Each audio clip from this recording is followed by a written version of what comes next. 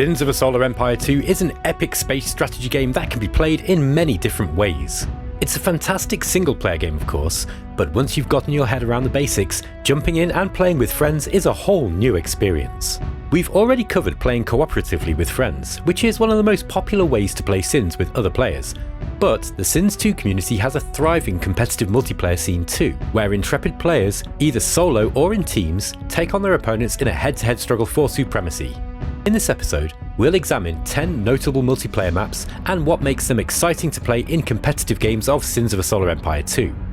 Note that these maps can be played with many variations of different team combinations, and the examples given here are by no means the only way to play each map. Furthermore, all of these maps can be played single player, with AI teammates and opponents replacing other human players.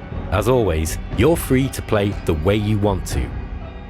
In Crossfire, 2 teams of 2 players each face off against one another in a single star system. Each player has enough safe backline asteroids to found a meagre starting economy, but their homeworld's proximity to their opposing team members' territory ensures raids and invasions will come sooner rather than later. Note that the relative location of each teammate can vary, and these 2 different starting layouts significantly change the pacing of the game as players have an easier or more difficult time with reinforcing one another. With the best planets orbiting the star at the centre of the map, each team is incentivized to move quickly and claim them, and it's here that the fiercest fighting will take place. These worlds also have a rather rapid orbital trajectory, and any territory taken here will eventually link to enemy gravity wells. Note the 2 orbiting minor faction worlds that cut a path through each player's territory, with a direct phase lane connection to their starting homeworld as it passes. Eliminating the owning minor faction and occupying their captured planet to threaten your opponent's HQs with may be one way to achieve victory. Scrambler is another 2 versus 2 map, but this time each player's homeworld is located at one of the 4 corners of the system. These corners move towards one another, with each player's homeworld and their surrounding gravity wells converging on those of their ally. The first few hours of this battle will see each team consolidate their hold on their territory, then take the fight to the centre of this dynamically shifting map. As each team member's colonies will converge with one another around the 2-hour mark, it is possible for one player to focus on economy and defence while the other strikes the enemy, as one player can often defend this closely clumped team-held territory. Watch out for the fast and far-moving orbiting planets that will act as bridges, linking previously unconnected gravity wells to one another. These worlds will be hotly contested for the tactical advantage their ownership will provide. Eventually, the territory of both teams will be connected on either side of the map, presenting many threat vectors and providing ample opportunity to end the game in decisive fashion. Transve plays a little like Scrambler, but with much more space to build an economy, with each team's main territory orbiting only very slowly. The centre worlds, including 3 minor faction homeworlds, more rapidly orbit their star. The shifting phase lane connections caused by these central orbiting planets are key to your offensive strategy, as there is no static choke point between the 2 teams to defend, and an attack must be carefully timed around these orbits. There are plenty of different planet classes to ensure Survey grants the full range of exotics you'll need for sneaky early capital ship rushes, or quickly reaching high-value techs before your rivals do.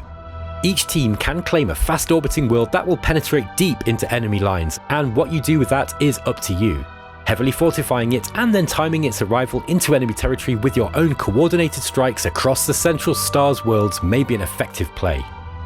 Foreign invasion is a struggle for 2 teams of 3 players over a map bereft of resources. With many gravity wells containing dead asteroids or other non-colonizable types, those few resource-rich planets will be hotly contested. Each team has early access to a wormhole that leads to a small system of 3 very valuable planets, and control of these worlds will likely be required if one team is to get an advantage over their rivals. With 3 players on each team, one player may want to rush for the wormhole technology and make a play for that distant region, knowing that their enemies are likely to have a similar plan. There are 3 main ways from one team's territory to another, along these 2 flanks here, and by navigating the minor faction held worlds circling the star in the centre of the map. With resources so scarce, the minor factions might have trouble keeping their homeworlds from the predations of the 2 warring teams, who will be eyeing up those valuable planets themselves. Malstrom is a large, mostly static map packed with high resource value planets, and you're gonna need them because the conflict that will erupt around the Matar star system will be a brutal one. Each team has 3 players, 2 on the flanks and 1 at the back. The flanking players must each contend with a nearby rival, while the back rank play is well suited towards developing a powerful economy, but could forsake this and instead lend the power of their fleets to one of the flanks instead. Probe your enemy's defences and strike where he is weak, hoping to gain a foothold in the opposing team's territory and use that to further your force projection. Note that the primordial planets that lie between each player present an interesting opportunity for the Visari, who can colonise them at Tech Tier 1 and gain a good income from them. However, the TEC and Advent gain more from them overall once they can settle them at Tier 2. And so you'll need to carefully consider who your neighbours are and whether these worlds and the conflict that will inevitably spring up around them is worth the effort. The only orbiting planets on this map are the 2 pirate-infested worlds which orbit Matar itself, threatening the security of any colonised gravity well they rotate into contact with. These pirates can be paid with influence to raid the territory of your rivals as they drift into range, or you could just take them out and take control of their asteroids yourself. One way or another, once pacified, the star will be clear for transiting fleets for a direct attack into the enemy team's territory.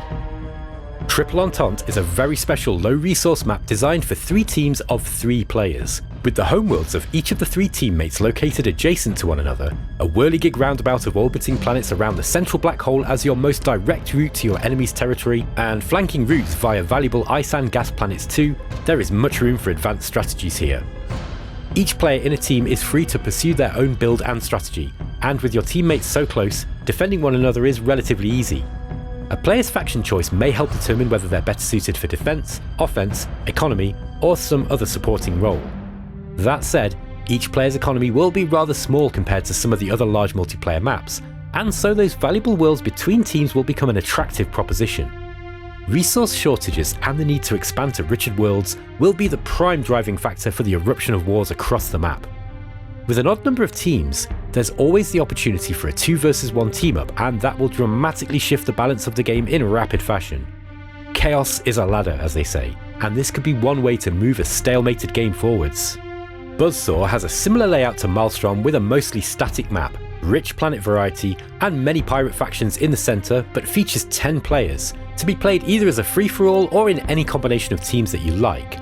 This time, we'll examine this one as an example of a large every man for himself scenario. Each player will start with a variety of planet classes around them, but will quickly need to expand towards the centre of the map and the excellent oceanic and crystalline worlds that lie between them and the star Rukba. The crystalline worlds, 5 pirate-held asteroids and 5 desert planets orbit the star, and once again those pirates are going to need to be dealt with if those worlds are to be successfully colonised. But you're going to have your hands full dealing with your neighbours too. This is a large map, but will quickly become crowded when playing with the full complement of 10 players. Generally speaking, you can't fight everybody at once, and so diplomacy will be the key to victory here. An early ceasefire agreement with at least one of your neighbours will take some of the pressure off you as you expand, but eventually you will run out of space, and then you'll be eyeing up the territory of your rivals. There will be no permanent alliances here, and you'll do well to remember that as plans are made to team up on weaker players. Ancient Gifts is one of the biggest and most complex maps available to play in Sins of a Solar Empire 2.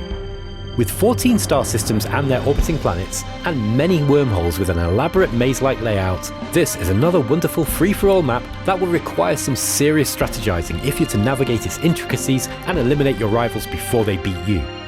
With no way to reach your neighbours until wormhole techs are researched, there'll be a period of relative calm as you expand into the gravity wells immediately surrounding your homeworld. Exploring through the wormholes into new star systems will reveal a wealth of resource-rich planets to colonise, but it won't be long before your rivals make their way to those very same worlds. This will be no mere map-painting exercise. Holding on to any gains made in distant star systems will be difficult unless you can distract and defeat rival factions hunting there too. Furthermore, navigating your way from one end of the sector to the other via the wormholes will be challenging, and scouting will be of paramount importance as you gather intelligence on where each hole exits and the positions of enemy forces on the other side of them. Competitive multiplayer with a group of friends is an incredibly fun way to play Sins of a Solar Empire 2, and we've provided a wealth of maps and game setup options to allow you to customise each game to your heart's content. Whether you're fighting alone, in pairs, or even in teams of 4 or 5 players, there'll always be something new to experience and great memories made to be shared with your friends.